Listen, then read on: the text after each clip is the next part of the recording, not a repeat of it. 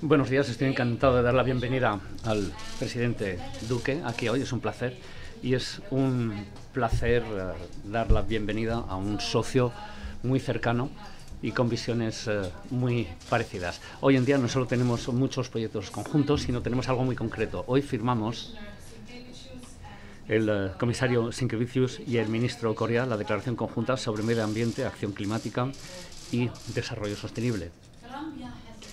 Colombia es una enorme potencia ecológica, tiene una riqueza tremenda y es un socio indispensable en la lucha contra el cambio climático y nuestra transición en todas las acciones a favor del medio ambiente. Ambos compartimos una sólida determinación en este campo y trabajaremos codo con codo en nuestro programa medioambiental. Por tanto, la declaración de hoy es otro importante paso por esa misma senda. Así que muchísimas gracias y bienvenido de nuevo. Muchísimas gracias, señora Presidente. Para mí es un honor visitarles aquí en Bruselas. Y, en primer lugar, quiero darle las gracias y quiero felicitarle por su liderazgo en las políticas climáticas que se necesitan hoy en día. Desde nuestro punto de vista, esto no solo es una declaración muy importante, sino también un compromiso conjunto claro por proteger nuestro planeta. No hay un planeta B y tenemos que emprender acciones atrevidas, audaces. Como ya expresamos en Glasgow, Colombia se ha fijado el objetivo de ser un país neutro en emisiones de carbono para el año 2050 y reducir nuestras emisiones de gases en invernadero por un 51% en el 2030. Pero también hemos hecho una declaración muy atrevida, que ya mencioné junto con ustedes la semana pasada, y es que Colombia, este año, en 2022, le mostrará al mundo que vamos a declarar un 30% de nuestro territorio como zona protegida.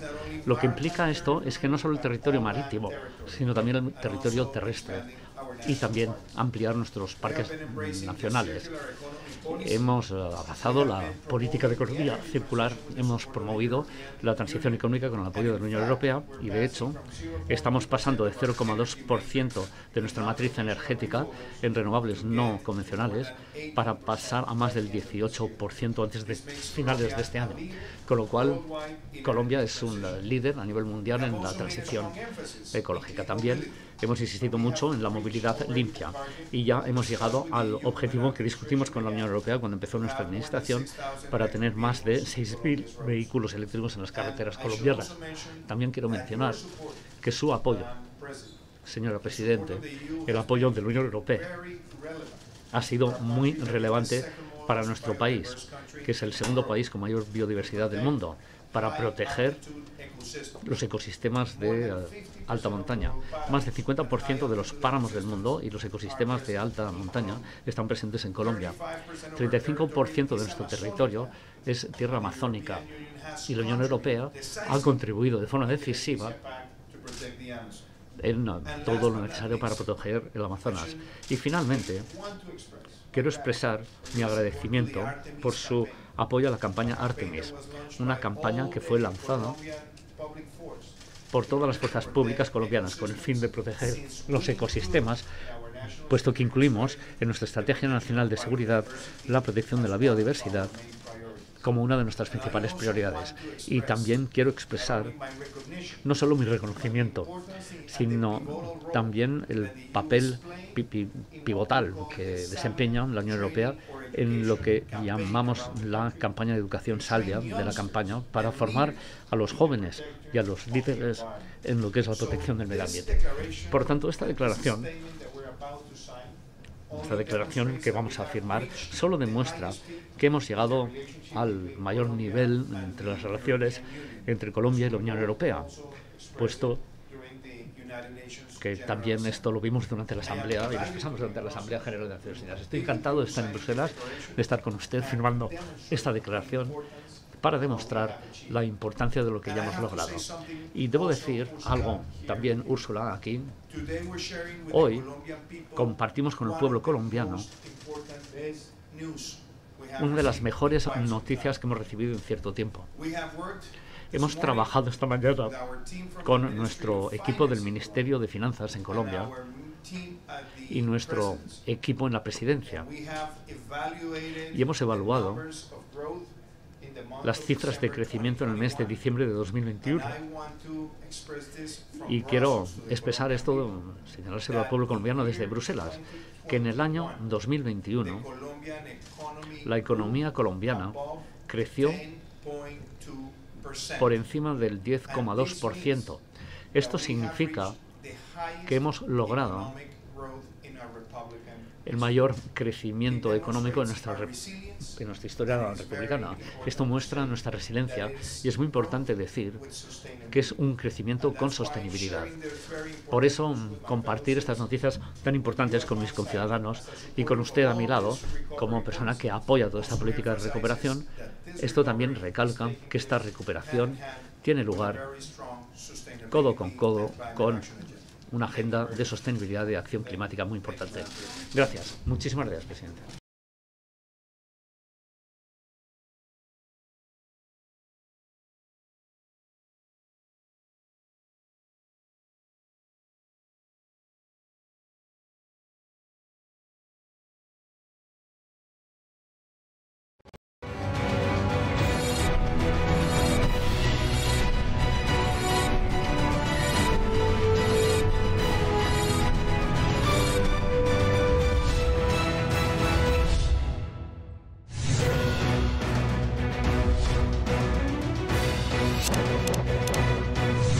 Gira internacional por la Unión Europea para la reactivación económica de los colombianos. Me siento muy honrada de estar recibiendo al presidente de Colombia, Iván Duque Márquez, y el vicepresidente ejecutivo de la Comisión Europea, el señor Frans Timmermans. El propósito de esta discusión es intercambiar opiniones, retos y oportunidades entre Colombia y la Unión Europea cuando se trata de hacerle frente a las consecuencias del cambio climático. Y tanto la Unión Europea como Colombia tienen su propia forma de entender estos retos, y en el caso de Colombia existe el Pacto de la Sostenibilidad, cuyo propósito es desarrollar aún más la economía del país y también preservar el medio ambiente y proteger la naturaleza del país. Y aquí en la Unión Europea tenemos el Green Deal, que fue presentado en 2019 por la Comisión Europea, y es una serie de legislaciones encaminadas a transformar la industria y economía europea para alcanzar la meta de convertirnos rápidamente en el continente carbono neutral para el 2050. Y vamos a hablar de estas dos perspectivas, que podemos aprender los unos de los otros y generar sinergias para alcanzar esta meta a nivel mundial. Permítanme empezar con usted, señor presidente, y me preguntaba si podría usted darnos algunos detalles sobre el Gran Pacto por la Sostenibilidad y también considerar cómo nosotros hemos vivido una gran disrupción por la crisis del COVID-19. ¿Cómo logra usted asegurar que el plan de recuperación del país encaje dentro de esta estrategia para la recuperación post-pandémica? Muchísimas gracias, y es para mí un verdadero honor participar en este panel, doctor Timmermans, embajadores, y es para mí un verdadero honor estar aquí en Bruselas y tener la oportunidad de sostener esta interacción positiva con la Unión Europea. Pasando a su importantísima pregunta, ¿por qué es esto tan importante para Colombia? Colombia es el segundo país más biodiverso del mundo. Y tenemos en la biodiversidad un activo importantísimo. El 35% de nuestro territorio está en la Amazonía, el 50% de nuestro territorio son bosques húmedos tropicales, y nosotros albergamos el 52% de los ecosistemas de alta montaña, conocido como los páramos, y solamente representamos el 0,6% de todas las emisiones de gases de efecto invernadero, pero estamos entre los 20 países más afectados por la crisis climática que estamos enfrentando. Entonces, con eso en mente, nosotros dijimos desde el inicio de mi administración que queríamos firmar un pacto por la sostenibilidad, y de hecho lo hicimos, y está incluido en nuestro Plan Nacional de Desarrollo. Y casi que 4 años más tarde, ¿dónde estamos y para dónde vamos? Hoy día tenemos y hemos convertido a Colombia en uno de los líderes de la transición energética del mundo y hemos pasado de básicamente 25 megavatios de capacidad instalada en renovables no convencionales para alcanzar más o menos 2.800 megavatios este año, que es casi 100 veces, pero tenemos más de 4.800 megavatios en proyectos a ser implementados en años venideros. Y esto no es una promesa, es una realidad. Y lo segundo es que hemos ampliado nuestra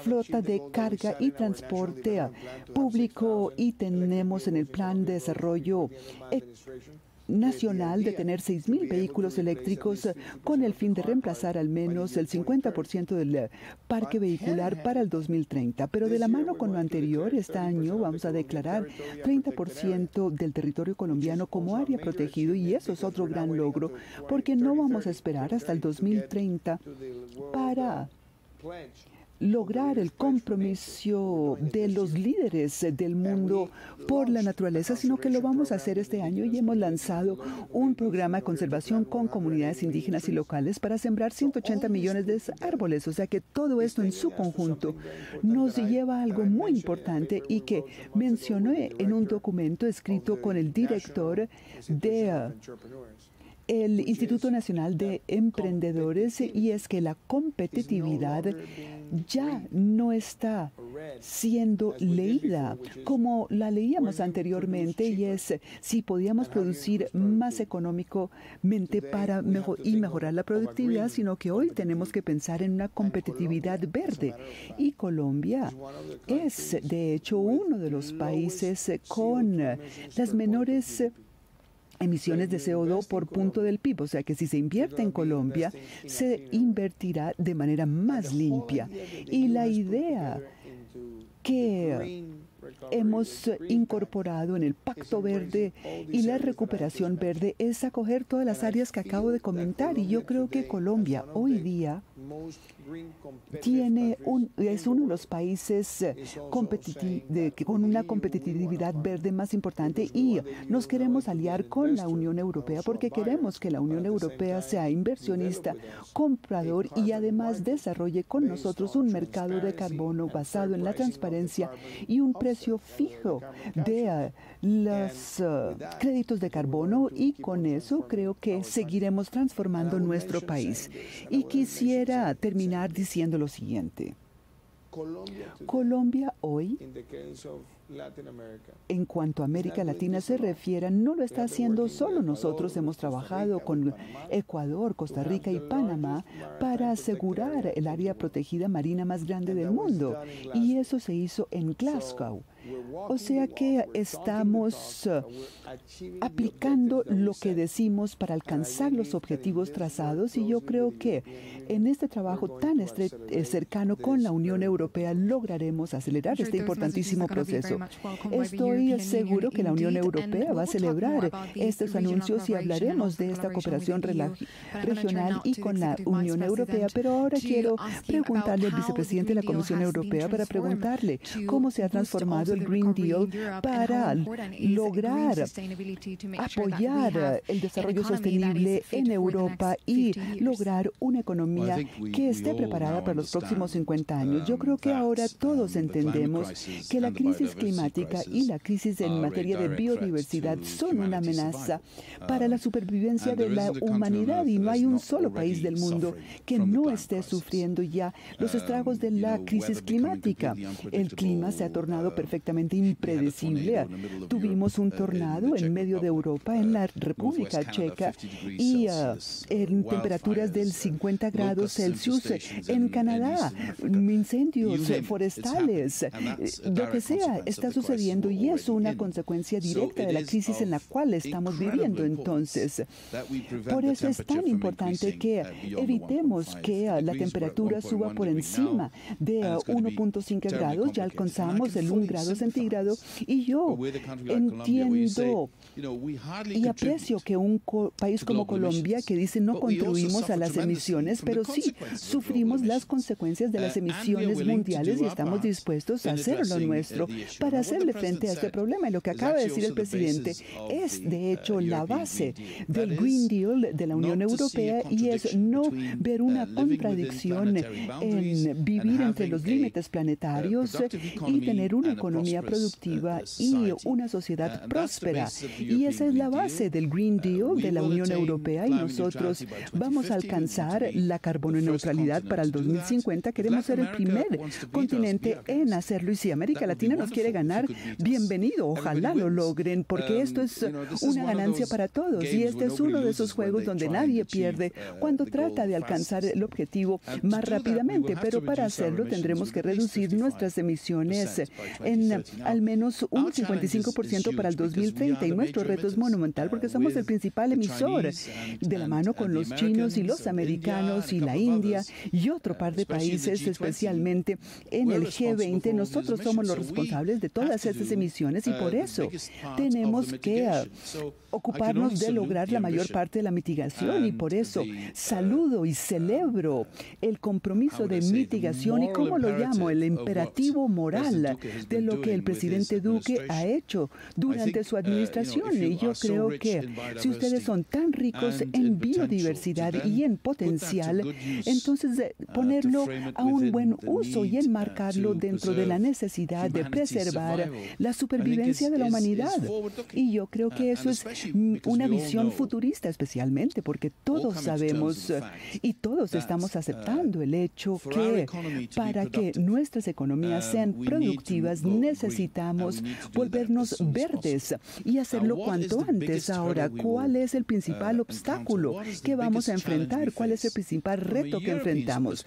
Desde la perspectiva europea, y tengo una gran curiosidad de saber, presidente Duque, si esto sucede en Colombia y América Latina, pero en la Unión Europea el aspecto social es lo más importante. ¿Podremos convencer a nuestros ciudadanos que forman parte de la solución y que no los vamos a dejar atrás? Existe una posición, un lugar para todos en esta economía descarbonizada, en esta sociedad descarbonizada, porque somos nosotros quienes debemos demostrar que esto es bueno para todos nuestros ciudadanos.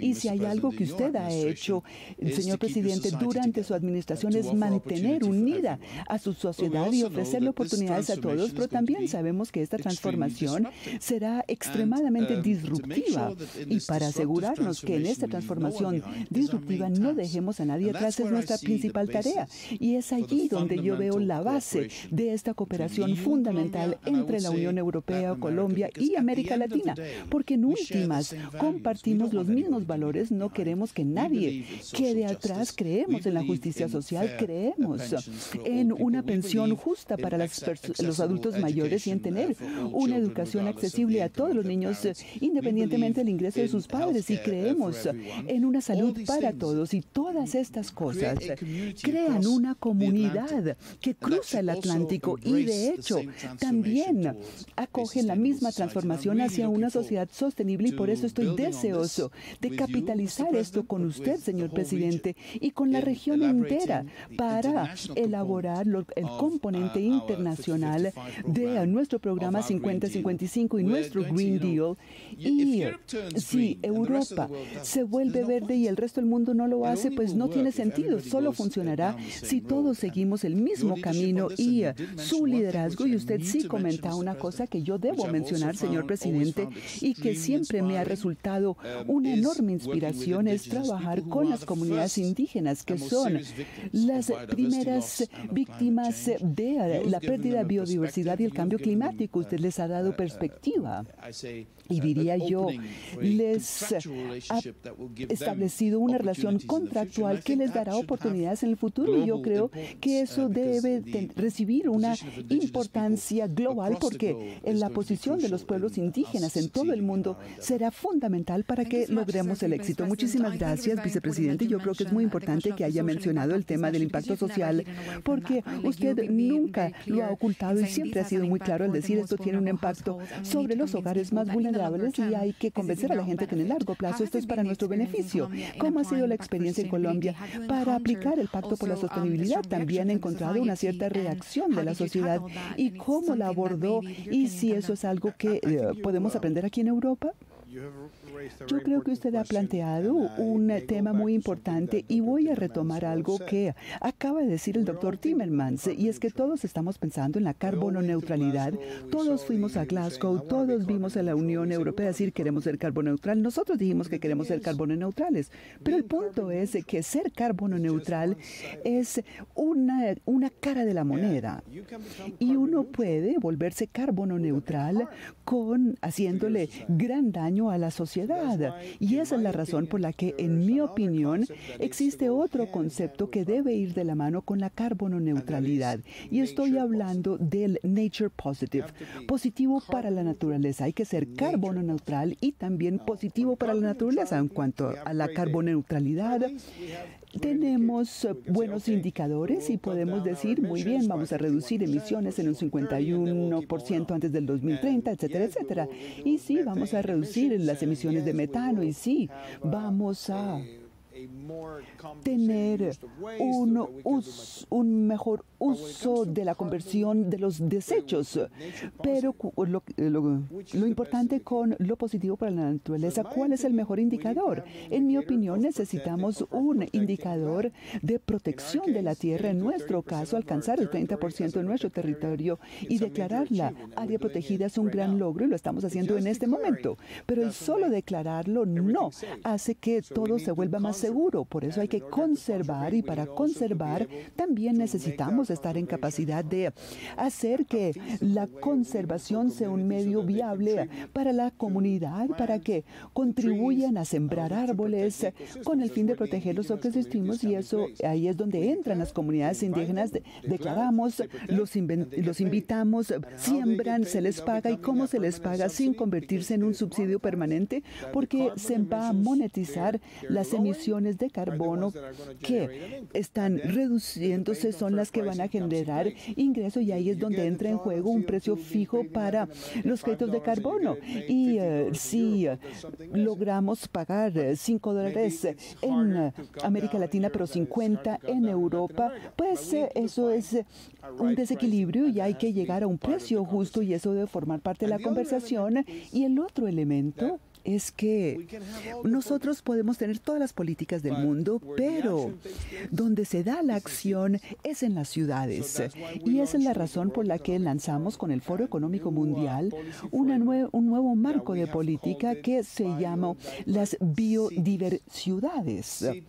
Ciudades que protegen la biodiversidad, y eso tiene que ver con la forma como manejamos el agua, utilizamos la electricidad y la forma como reducimos la huella de carbono individual y la forma de utilizar la movilidad, y también en la manera como administramos los desechos y los convertimos en energía, y la forma como vamos a forestar y cómo vamos a cambiar nuestro uso de los recursos naturales, y todo entra en juego. Y esa es la razón por la que en la estrategia que lanzamos hay algo hermosísima, doctor Timmermans, usted y yo, que estamos dedicados a la política. Sabemos que a veces es muy difícil cerrar las brechas políticas. Fuimos al Congreso y en diciembre logramos promulgar una ley que fue aprobada por unanimidad, y es que la ley de acción climática fue aprobada por unanimidad, y yo la llamo la Constitución del Cambio Climático de Colombia, porque va más allá de declarar,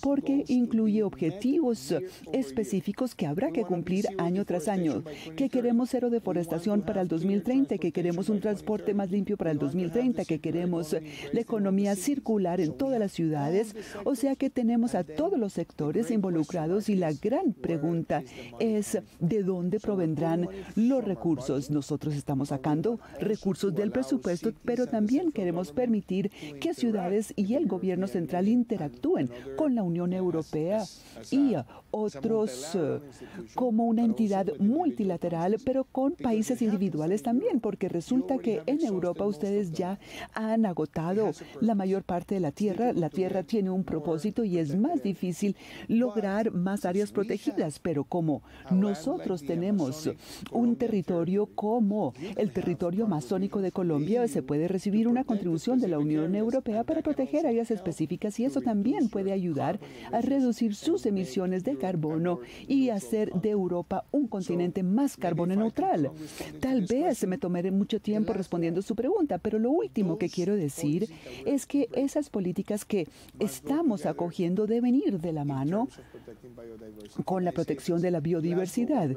Y yo digo, Glasgow fue muy importante, COP26. Ahora tendremos COP27 en el verano del año entrante en Egipto, pero tan importante como Glasgow es la COP15 sobre biodiversidad, porque si las dos acciones no concuerdan entre sí, entonces no estaremos haciendo mucho. Y yo creo que la meta hoy es definir los mismos indicadores y contribuciones económicos para hacer lo mismo con la protección de la biodiversidad, y eso me lleva a la relación entre América Latina y Europa. Proteger a la Amazonía es proteger al planeta. Proteger la Amazonía es proteger a Europa. Proteger la Amazonía es proteger a los países más desarrollados del mundo, y nosotros necesitamos mirar la Amazonía respetando nuestra soberanía, pero lograr movilizar más recursos y proyectos para proteger la fuente principal de la biodiversidad en el mundo. ¿Y cómo ve usted la situación? Porque de hecho nosotros sabemos que es muy importante proteger todas estas áreas y la Unión Europea puede jugar un papel muy importante, pero se ha generado mucha controversia con los acuerdos de tratado de libre comercio de los países de esta región. Entonces, ¿cómo ve usted el papel de la Unión Europea, no solo dentro del Green Deal, sino otras políticas que incluyen el comercio con estos países? Naturalmente, el comercio seguirá siendo la base de nuestro desarrollo económico. Un mundo sin comercio es un mundo mucho más pobre, pero la naturaleza del comercio está cambiando rápidamente porque en todas partes, y solamente puedo hablar en nombre de Europa, pero en Europa nuestros ciudadanos están cada vez más conscientes de los lados negativos del comercio que no se basen en normas y valores compartidos. O sea que si queremos que el comercio se desarrolle aún más, debemos asegurarnos que todos los tratados de comercio tengan en cuenta cosas tales como la protección del ambiente natural y la protección de la biodiversidad, y cosas tales como ponerle un fin a la deforestación de los bosques primarios. Y estas cosas han adquirido cada vez más importancia para los ciudadanos europeos.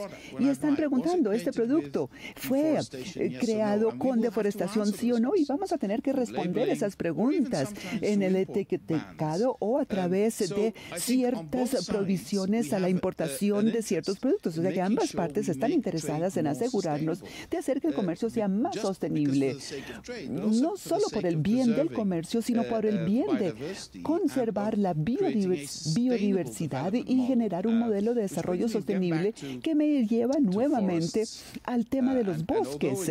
Y aun cuando en Europa tenemos naturalmente tan solo bosques cultivados, no son bosques primarios, y nos quedan algunos en Polonia y en el sudeste europeo también.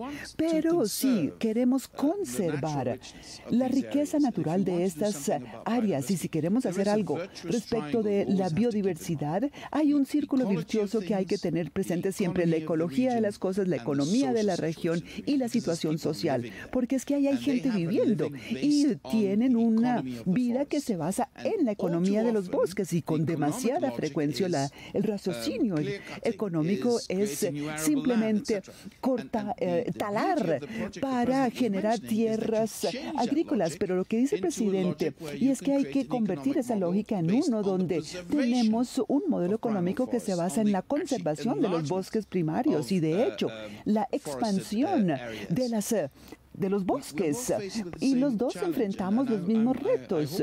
Y yo espero que podamos explorar esto en mayor detalle en el futuro, porque hay un problema que necesitamos resolver y es cómo certificar los sumideros de carbono en esta situación, cómo fijarle un precio que sea certificable para que la gente sepa que detrás de esto hay toda una lógica y todo el carbono capturado va a quedar capturado de manera permanente y las personas que compran estos derechos van a tener acceso al mercado con esos derechos y hay que confiar en ellos y eso puede generar un modelo económico que nosotros estamos llamando el carbon farming, que le permite a las comunidades agrícolas y de campesinos e indígenas que se están preguntando si conservación de la naturaleza y qué de mi futuro y el de mis hijos y el de nuestra economía y necesitamos llegar a una respuesta que sea creíble y convincente y que de hecho esté basada en la economía del futuro. Y al hablar de sostenibilidad hablamos de políticas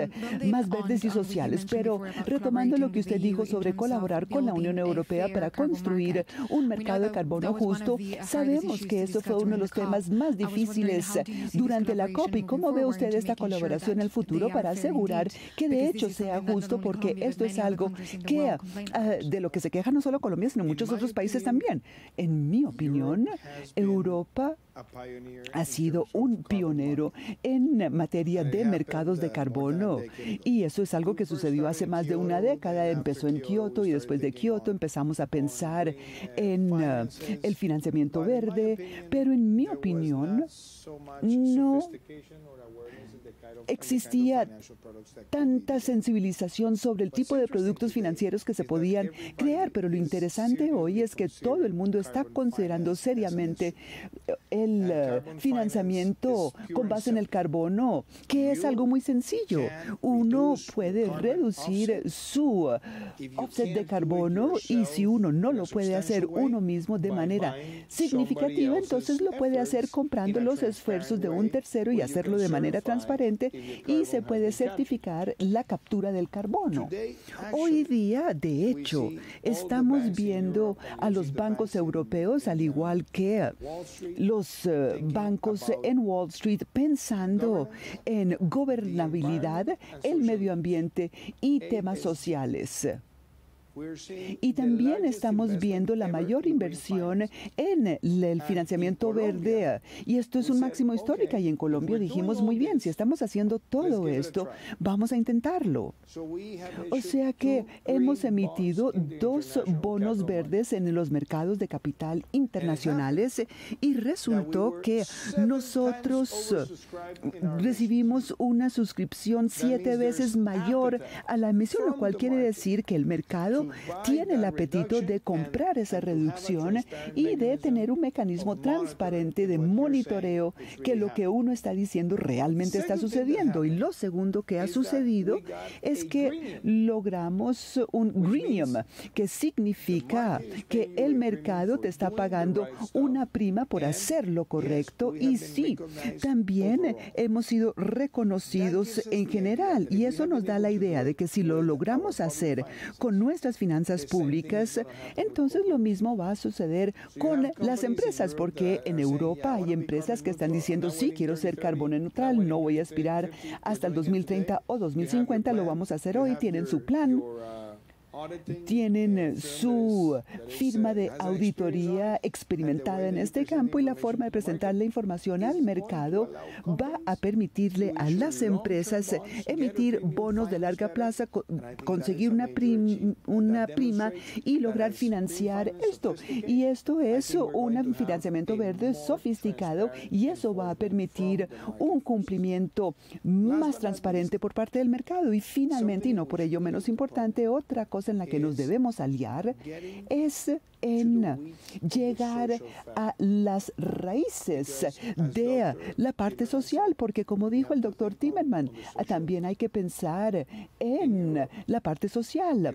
En Europa ustedes han visto, por ejemplo, los movimientos de los chalecos amarillos y qué es lo que le da pie a ese movimiento de chalecos amarillos que se estaban empezando a reducir los subsidios para el gas y estaban empezando a tener un transporte más verde, y parte de ese costo tiene que ser pagado por todos nosotros. Pero las personas están reticentes y esto le implica un costo a las personas. Entonces, ¿cómo definir la política acertada para lograr esa transición? En nuestro caso, nosotros estamos en una situación hoy donde la mayoría de personas de nuestros países son quienes están viviendo los impactos negativos del cambio climático. La temperatura está subiendo, las enfermedades transmisibles, la pérdida de nuestros nevados que afecta a las fuentes de agua, la erosión costera o la destrucción de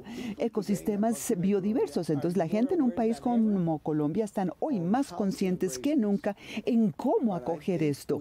Pero yo creo que también necesitamos considerar en algún momento en el tiempo que la mayoría de países van a sostener el debate de hasta cuándo vamos a subsidiar el gas, o lo que va a ser más complicado. Ustedes tienen minas de carbón y resulta que el mundo se está descarbonizando a un ritmo exponencial, entonces llegará el momento en donde nadie comprará su carbón, y qué va a hacer al respecto. Y ahí hay que empezar a pensar en, bueno, si yo no tengo carbón, y ese es el debate que tenemos en un departamento en el norte de Colombia, y estamos viendo que la siguiente manera importante de salirse de ese debate va a ser siendo propositivo y tener, por ejemplo, hidrógeno verde. Entonces, preparar a las comunidades para esto es importantísimo, y quiero decir que los tres principales retos que todos enfrentamos en las democracias hoy día, y creo que ha sido muy bien descrito por Moisés Naim en su último libro que se llama La venganza del poder, y son las tres P's que están afectando la democracia, son la polarización,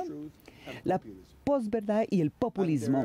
Y esos tres P's se están dando en el debate de cambio climático, porque todavía hay poblaciones que niegan la existencia del cambio climático, y todavía hay políticos que quieren polarizar nuestras sociedades diciendo, si usted es un activista del clima, entonces usted es un extremista izquierdista, y eso no es algo que debemos acoger porque esto es netamente ideológico. Y luego tenemos las noticias falsas.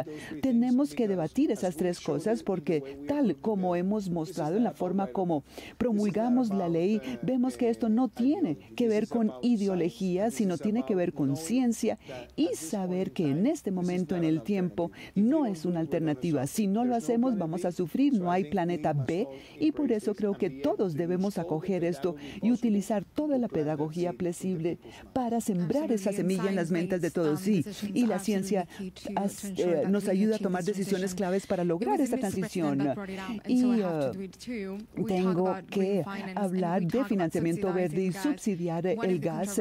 Y una de las controversias en Europa es la taxonomía, la inclusión tanto de gas y nuclear en la transición energética para lograr una economía sostenible. ¿Cuál es su visión de esta controversia y cómo ve usted esto de convencer a la gente de volvernos un continente carbono neutral? Queda claro que las únicas fuentes verdes de energía son las renovables no convencionales, no hay discusión, pero para llegar a una situación donde nuestras fuentes energéticas sean todas verdes, necesitamos un periodo de transición, y en este periodo de transición las dos fuentes de energía más importantes para Europa son nuclear y gas, por dos razones. En primer lugar, nuclear porque genera cero emisiones, tiene otros aspectos negativos y ciertamente no han sido tratados a satisfacción hasta la fecha, y requiere una gran cantidad de capital y muchísima paciencia porque toma muchísimo tiempo antes de lograr que podamos acabar con las plantas nucleares, pero incluso al final del proceso de descarbonización de nuestra economía, igual tendremos energía nuclear en Europa, o sea que para la transición la energía nuclear tiene un papel que jugar, y lo único que estamos intentando hacer es darles un elemento de eliminación gradual, y decimos esto es parte de la transición. Ahora, el gas tiene el mismo papel que jugar en la transición en ciertas partes de Europa, y si uno fuese a definir sostener la inversión en el sector del gas durante la transición de manera tal que esa infraestructura puede encajar con algo que dijo el presidente, que es el hidrógeno u otros gases con diferentes densidades que no están carbonizadas. Entonces ahí estamos invirtiendo en el futuro, porque es muy claro que vamos a necesitar el hidrógeno y grandes cantidades de hidrógeno en las economías del futuro, porque hay sectores que tienen que ser electrificados, y si tenemos una generación masiva de energía renovable, eólica y solar, costa afuera habrá que almacenarla, y las baterías nos pueden ayudar en parte, pero la otra parte del almacenamiento va a ser hidrógeno. O sea que en ese contexto de inversión en infraestructura de doble uso, gas natural durante la transición y hidrógeno más adelante, es una inversión inteligente. Pero la mejor inversión, porque nos da los mejores resultados directos, es en los renovables, porque la energía solar es la fuente de energía más barata que ha tenido la humanidad y se está volviendo cada vez más barata. O sea que la mejor inversión es en solar, eólico, geotérmica, todo lo que es verdaderamente sostenible. Y ese es el mensaje. Sí, yo quisiera agregar algo a lo dicho por el doctor Timmerman. El hidrógeno verde, la expansión de las renovables no convencionales como solar y eólico van a ser los detonantes de la revolución del hidrógeno verde. Un país como Colombia tiene petróleo. Nosotros exportamos tal vez el 50% de nuestra producción o quizá más. También tenemos gas y tenemos reservas para 5 años y seguimos haciendo exploración. Tenemos carbón y el carbón va a tener que enfrentar muchos retos durante la descarbonización, pero nosotros tenemos un territorio en el norte del país donde tenemos el potencial de 4 a 6 gigavatios de renovables no convencionales. Ahora bien, si nosotros decidimos seguir adelante con ese potencial, entonces, ¿a qué podemos llegar? Y es allí donde el hidrógeno verde juega un papel tan importante. Tenemos que empezar a pensar en los combustibles del futuro. Y otra cosa importante del debate sobre la energía nuclear en Europa, en mi opinión, es que si se tiene el potencial, se tiene la tecnología, si ya la han desarrollado y construido, pues tienen que utilizarla, porque también genera 0 emisiones. Sin embargo, mi opinión es que los países que jamás han acogido esa tecnología no lo deben hacer, especialmente en los países en desarrollo. Algunos de los países han firmado en América Latina un acuerdo y nosotros dijimos que queríamos cerrar las plantas, empezamos a hacerlo, pero nosotros no queremos incluir en el debate de los países en desarrollo el uranio enriquecido. Y además es algo que toma mucho tiempo. Yo creo que en nuestro caso debemos empezar a trabajar en los renovables no convencionales, especialmente porque la mayoría de países de América Latina tienen una enorme capacidad de hidroenergía por el potencial hídrico de nuestros países, y eso lo hemos aprendido desde hace décadas. O sea que hay que mantener lo que ya hemos hecho en esa materia y lograr la expansión en los renovables no convencionales. En Europa hay países muy importantes en la economía mundial que ya han utilizado esta tecnología, y yo creo que no es injusto ni poco viable que sigan dependiendo de la energía nuclear, y esa es una salvedad muy importante que hay que hacer, porque muchos países quieren replicar lo que otros hacen, pero en los países en desarrollo que no tienen ni la capacidad, ni el potencial, ni la capacidad de gestionar yo creo que esas no son las mejores tecnologías. Sí, la estrategia hay que adaptarla a cada país. Como estamos llegando al final, quiero lanzarle una pregunta a los dos y quiero que ustedes cierren el debate con esto. Y volviendo a usted, señor Timmermans, en adelante, ¿cómo ve usted la colaboración entre la Unión Europea y Colombia para alcanzar nuestra neutralidad climática en los próximos 30 años? Mira, yo provengo de un país vecino de Colombia, algunos no lo saben, pero desde Holanda casi que podemos ver a Colombia desde las Antillas neerlandesas. En mi pasado, como ministro de Relaciones Exteriores, tuve la oportunidad de visitar Colombia en varias ocasiones y empezar a entender la región mejor. Y yo estoy convencido que La ambición de las personas que he conocido allí es formar parte de una economía mundial que sea justa y sostenible. Y si miramos los recursos naturales de la región de Colombia y otros países de la región, ustedes están listos para lograr un desarrollo muy positivo, y lo que necesitamos hacer en nuestra relación es definir los paradigmas de ese desarrollo, es decir, cómo asegurar que en nuestras relaciones comerciales, en nuestras relaciones científicas, en nuestras relaciones de seguridad, porque sí tenemos preocupaciones de seguridad compartida para la región. Entonces, ¿cómo desarrollar eso de manera que logramos responder las ambiciones del pueblo colombiano y también cumplan los requerimientos de la población europea? Porque nosotros somos dos continentes separados, pero en términos de valores y nuestra visión del mundo no estamos tan distantes. Y si miramos lo que la gente en Colombia y en Europa piensan que es importante, y hay grandes paralelos, y en mi opinión esa sería la base, y naturalmente esta transformación hacia una economía y sociedad sostenibles es la mejor oportunidad que tenemos para capitalizarla. Y para nosotros, Colombia también será la puerta de entrada a otros países de la región y al continente suramericano. También enfrentamos retos comunes en la región y no necesito hablar de eso en este momento.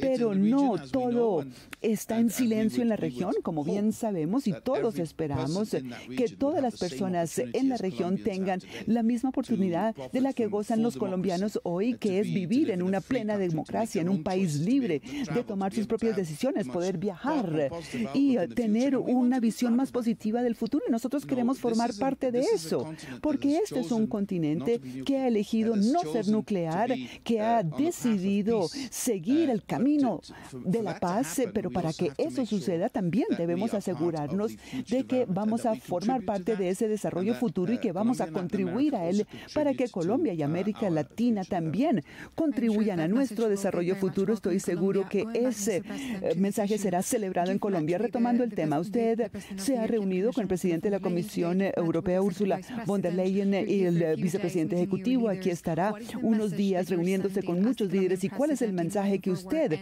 está lanzando como presidente de Colombia para combatir el cambio climático? Dos mensajes. El primero: si un país como Colombia, que solo representa el 0,6% de todas las emisiones de gases de efecto invernadero del mundo, está acogiendo la causa de reducir en un 51% sus emisiones de CO2 para el 2030 y convertirse en un país carbono neutral para el 2050, ese es un mensaje para los demás países que también han contribuido a la crisis climática que estamos viviendo, para que actúen de manera audaz y en consecuencia.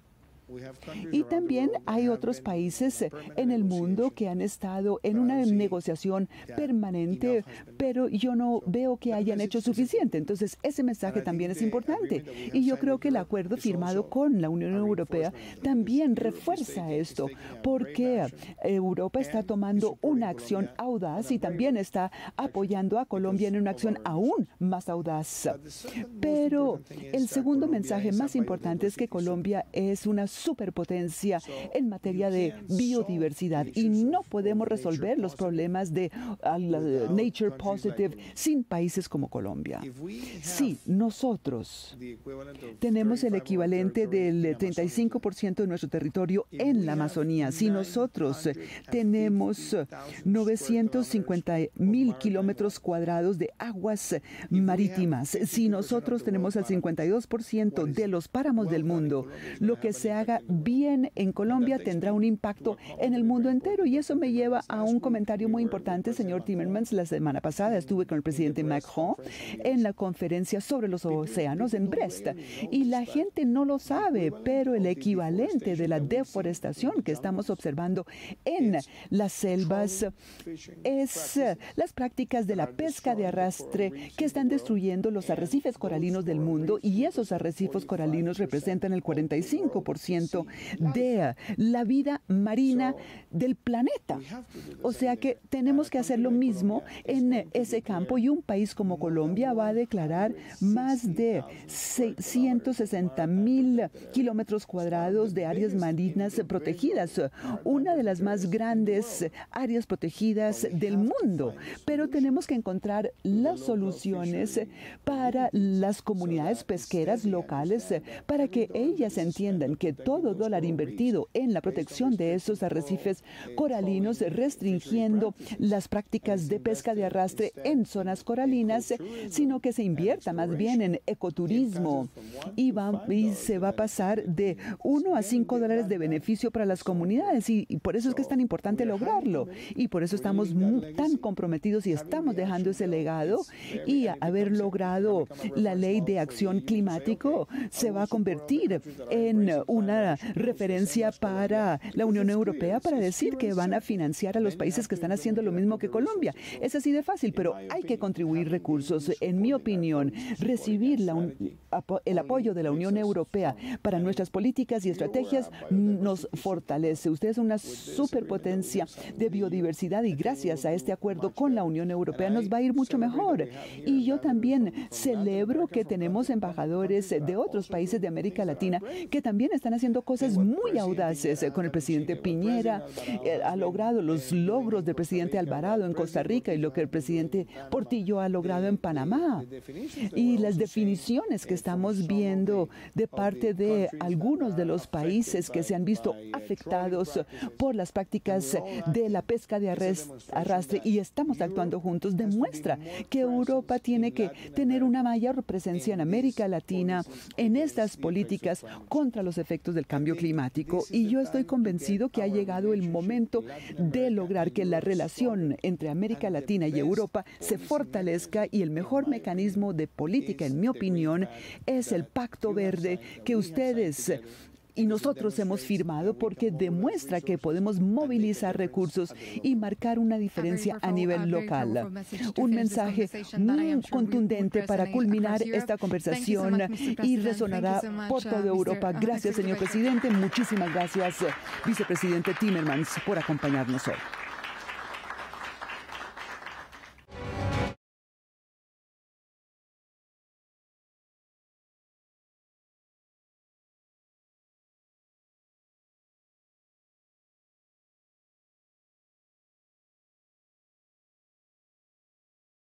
Esa noticia que es muy importante para la economía colombiana, que usted tuvo el privilegio de darla ante la presidenta de la Comisión Europea. ¿Cuál es esa noticia para que la tengamos en el señor presidente? Primero es muy importante decir esto. Nosotros estamos haciendo constantemente revisiones y análisis de las cifras macroeconómicas con el Ministerio de Hacienda, en la Presidencia de la República. Nosotros hoy podemos decir, ya con los análisis que se han adelantado, que el crecimiento económico del año 2021 va a ser superior al 10.2%. ¿Eso qué significa? Primero, que vamos a alcanzar el mayor crecimiento económico en un año en nuestra historia republicana. Pero también significa que Colombia se reactivó con velocidad y que fue una de las economías del mundo que más creció en el año 2021. Es cierto que todos los países nos vimos afectados en el 2020 por los estragos de la pandemia, pero lo que se ve es que las políticas que se pusieron en marcha con Compromiso por Colombia y la agenda social nos permitieron ser una de las economías del mundo que más creció y que adicionalmente se posiciona para el año 2022 con la proyección de organismos multilaterales como la OCDE y la lectura de analistas de mercado como una de las economías que más crecerá en América Latina y el Caribe. Y esa es la demostración de la resiliencia y la fortaleza de nuestro país de pasar de un momento difícil en el 2020 y tener uno de los crecimientos más rápidos, más dinámicos y más sobresalientes de todo el mundo. Casi nadie está creciendo por encima del 10, presidente. Europa está muy por debajo del 10. Pues mire, hoy me lo decía la doctora Ursula von der Leyen, hoy me lo decía ahora el doctor Timmermans. Ya quisieran ellos, me decían así, haber crecido en el año 2021 a esos niveles. Es la demostración de que hemos logrado implementar buenas políticas, y eso tenemos que verlo como un triunfo de Colombia. Y sobre todo, frente a muchas voces que siempre tratan de sembrar pesimismo, ruptura, fractura, este es un triunfo de todo un país. De un país que se reactivó, de un país que se ha vacunado masivamente, de un país que ha tenido una agenda social que le ha permitido llegar a más de 10 millones de hogares. Y yo creo que eso lo tenemos que celebrar todos los colombianos. Presidente, se habla de efecto rebote en esta cifra. ¿Qué decir al respecto? Pues mire, yo se lo voy a poner de este tamaño. Efecto rebote, ¿qué es? Que el mundo entero tuvo una recesión en el año 2020. Y si nosotros vamos a ver cuál era la expectativa de todos los países era recuperarse en el 2021. ¿Qué demostró Colombia? Que se recuperó mucho más que la gran mayoría de países del mundo.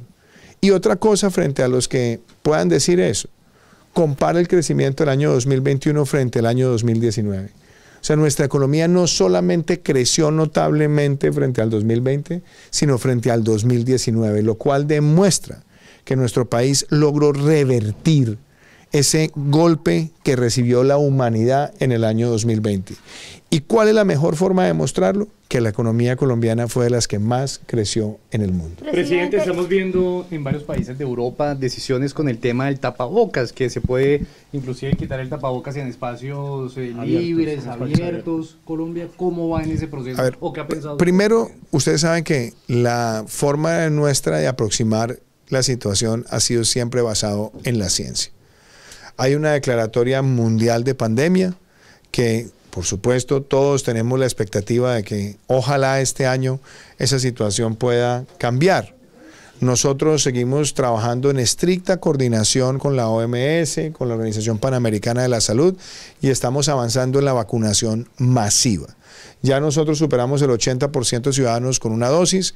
Yo creo que estaremos llegando esta semana al 65% con doble dosis y al 70% con doble dosis al finalizar el mes de febrero. Ya superamos los 7 millones de colombianos con dosis de refuerzo y seguimos avanzando. Entonces yo creo que nosotros por ahora tenemos que seguir luchando contra la pandemia, avanzar en la vacunación masiva y seguir teniendo los mecanismos de protección. ¿Y qué esperamos nosotros?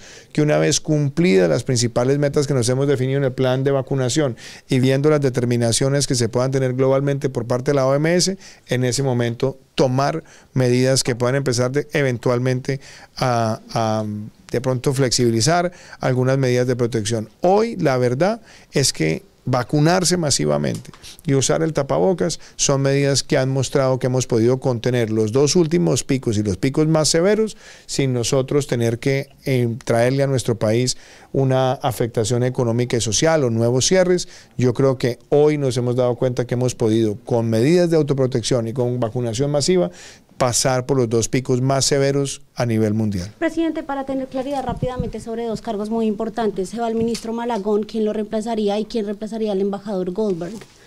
A ver, primero el embajador Goldberg, pues yo no soy el presidente de los Estados Unidos, pero eso pregúntenselo a... No, a ver, no, yo en eso no quiero, no voy a entrar a, ni más faltaba, a sustituir una voz que tiene que ser una voz oficial por parte de la Casa Blanca y el Departamento de Estado de los Estados Unidos. Claramente, sí aprovecho para decir que Colombia se siente muy agradecida con el embajador Phil Goldberg, ha sido un gran amigo de Colombia, un gran diplomático, no es la primera vez que ha estado en nuestro país, él fue uno de los arquitectos del Plan Colombia y sin lugar a dudas, si él deja nuestro país para una nueva responsabilidad diplomática, no solamente vamos a extrañar su presencia y su respaldo, sino que también siempre reconoceremos su condición de ser un aliado excepcional de nuestro país. Con respecto al ministro Malagón, el ministro Malagón está haciendo una gran labor y yo creo que prueba de ella es que nosotros hayamos logrado las mayores ventas históricas de vivienda, los mayores subsidios de vivienda que se han entregado en la historia de nuestro país, más de 615,000 viviendas mejoradas en todo el territorio nacional y estamos llegando también a la meta del plan de desarrollo en lo que tiene que ver con territorio urbanizable. Así que queremos que el ministro Malagón nos siga acompañando. Muchas gracias.